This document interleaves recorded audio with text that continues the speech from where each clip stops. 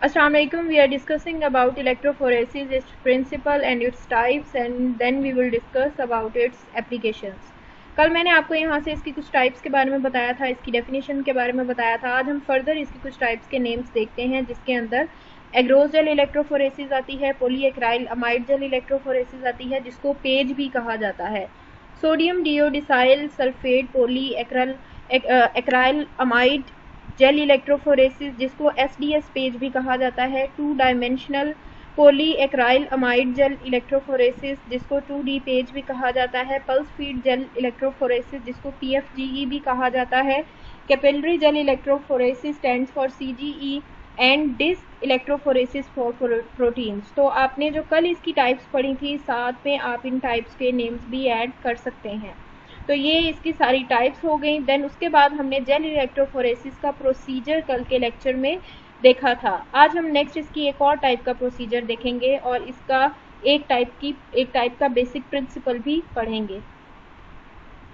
तो second type जिसका procedure हम देखेंगे वो है इम्यूनो इलेक्ट्रोफोरेसिस, और इसकी जो डायग्राम है वो यहाँ पर शो की गई है कि इस तरह से इसको एक इलेक्ट्रिकल सप्लाई दी जाती है, कैथोड एनोड सेट किया जाता है, उसके बाद ये टैंक के अंदर पूरा जो है वो जेल मटेरियल डाला जाता है और इसके अंदर फिर प्रोसीजर जो है वो स्टार्टअप होता है। तो यहाँ पर इसके स्टेप्स लिखे गए हैं कि सबसे पहले आपने क्या करना है कि आपने एक एग्रोस जेल जो है प्रिपेयर करना है ग्लास स्लाइड पे और उसको हॉरिजॉन्टल पोजीशन में रख देना है। हॉरिजॉन्टल पोजीशन मतलब सीधा जैसे लेटा के किसी चीज़ को रख देते हैं, उस पोजीशन में आपने उसको रख देना है। देन आपने सैंपल के तौर पर वेल्स क्रिएट कर लेने हैं, जैसे आपने पिछली भी प्रोसीजर के अंदर पढ़ा था कि वेल्स क्रिएट कर लिए जाते हैं और उन वेल्स के अंदर फिर फर्दर जो है वो सारे केमिकल्स वगैरह डाल के प्रोसीजर को किया जाता है। उसके बाद आपने डाइल्यूशंस तैयार कर लेनी है। जो आपका सैंपल है 2:3 की डाइल्यूशंस आपने तैयार करनी है, और इसके अंदर जो डाइल्यूट करने के लिए चीज़ होती है वो प्रोटीन सोल्यूशन होता है। डाइल्यूट का मतलब होता है जैसे अगर कोई चीज़ बहुत ज़्यादा थिक है, किसी की चीज़ की कंसंट्रेशन बहुत हैवी है, तो उसको पतला करने के लिए, पतला करने को कहते हैं, उसको नॉर्मलाइज करने को कहते हैं डाइल्यूट करना। तो इसके अंदर जो सैंपल आपका प्रेजेंट होगा, उस सैंपल को थोड़ा सा थिन करने के लिए जो डाइल्यूशन डाली जाएगी वो होगी प्रोटीन सोल्यूशन। जैसे अगर आपके पास पाउडर है, कोई सॉलिडिफाई चीज़ है और आप उसको नरम करना चाहते हैं, तो आप क्या करोगे, आप उसके अंदर पानी या कोई भी मिक्सचर डाल के उसको गीला कर लोगे तो वो नरम हो जाएगी। इन द सेम वे आपने अपने सैंपल के अंदर प्रोटीन सोल्यूशन की डाइल्यूशन ऐड करनी है और रेशो आपने रखनी है 2:3। इसके बाद आपने एक पाइपेट लेनी है जो कि 5 माइक्रोलीटर की होनी चाहिए, और उसके अंदर 5 माइक्रोलीटर सैंपल लेके आपने जो होल्स वगैरह क्रिएट किए हैं, जहाँ जहाँ पे आपने डालना है वहाँ पे 5 माइक्रोलीटर आपने सैंपल को पुट करना है।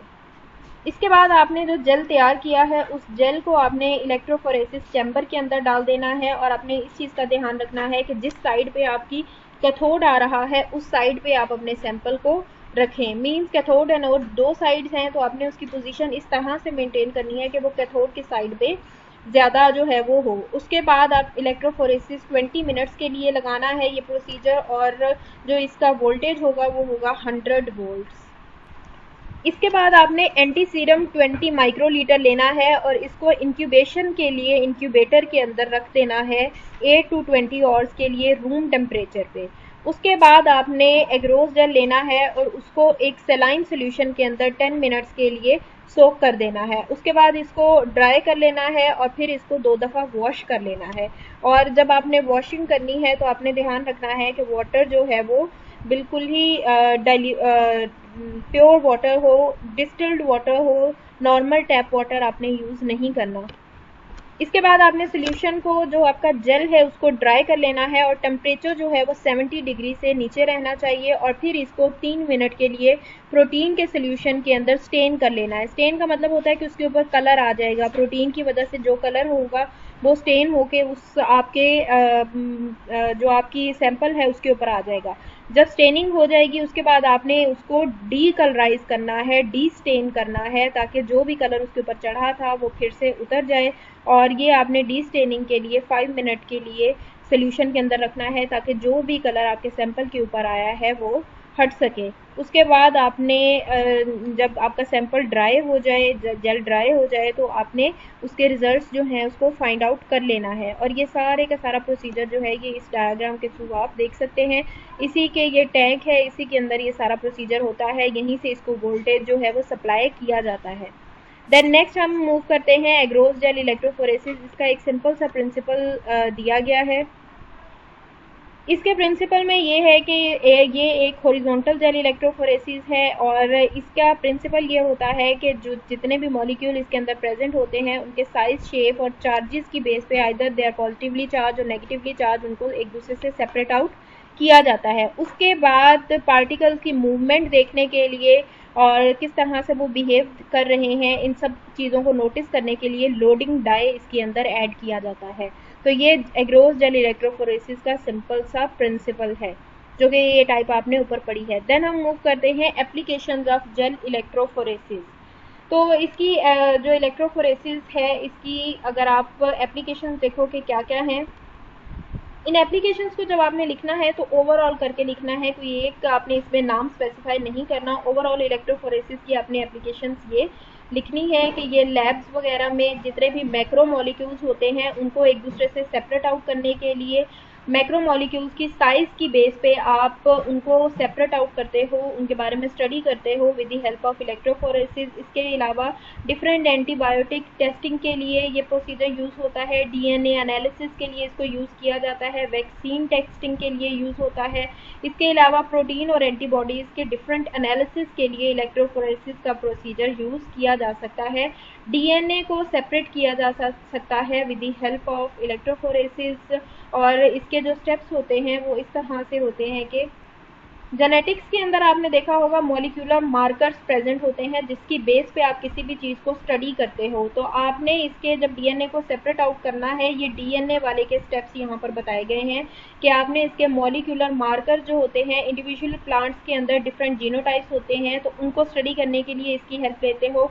इसके अलावा आपने जो इस पीसीआर एक टेक्निक होती है उसको यूज़ करते हुए इसकी एम्प्लीफिकेशन के बारे में आप नॉलेज लेते हैं।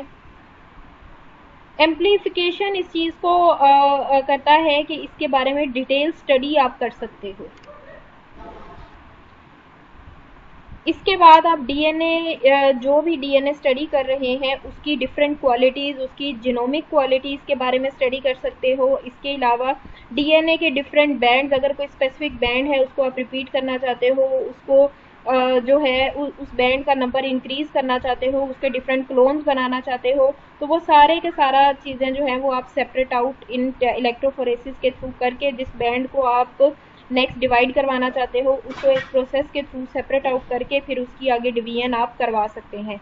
तो इस तरह से डीएनए की स्टडी के अंदर ये हेल्प आउट करते हैं। इसके अलावा डिफरेंट डीएनए मॉलिक्यूल्स को जो है उनके बारे में डिफरेंट स्टडीज़ के लिए ये यूज़ होता है। यहाँ पर ये ब्रैकेट्स के अंदर नेक्स्ट इसकी टाइप्स के बारे में बताया गया है कि एग्रोज और पेज जो है वो डीएनए एस्टिमेशन के लिए यूज़ होता है। इसके अलावा पीसीआर प्रोडक्ट्स जो होते हैं उनकी एनालिसिस के लिए एग्रोज यूज़ होता है। इसके लिए separation of restricted genomic DNA और आरएनए की स्टडीज़ के लिए इसकी डिफरेंट टाइप्स यूज़ होती हैं। इसके अलावा जो न्यूली आइसोलेटेड डीएनए होते हैं उनके बारे में डिफरेंट स्टडीज़ करने के लिए ये यूज़ होते हैं। इसके अलावा डीएनए के डिफरेंट फ्रेगमेंट्स को सेपरेट आउट करने के लिए यूज़ होते हैं। फॉरेंसिक साइंसेस के अंदर इसकी बहुत ज़्यादा जो है वो यूज़ किए जाती है। एप्लीकेशन फॉर एग्जांपल क्रिमिनल्स वगैरह को पकड़ने के लिए और डिफरेंट टेस्टिंग्स करने के लिए फॉरेंसिक साइंसेस में क्रिमिनल साइड पे पुलिस वगैरह इसकी एप्लीकेशंस को बहुत ज़्यादा यूज़ करके हेल्प लेते हैं। इसके अलावा डिफरेंट प्रोटीन्स का मॉलिक्यूलर वेट फाइंड आउट करने के लिए भी इलेक्ट्रोफोरेसिस जो है वो यूज़ होती है।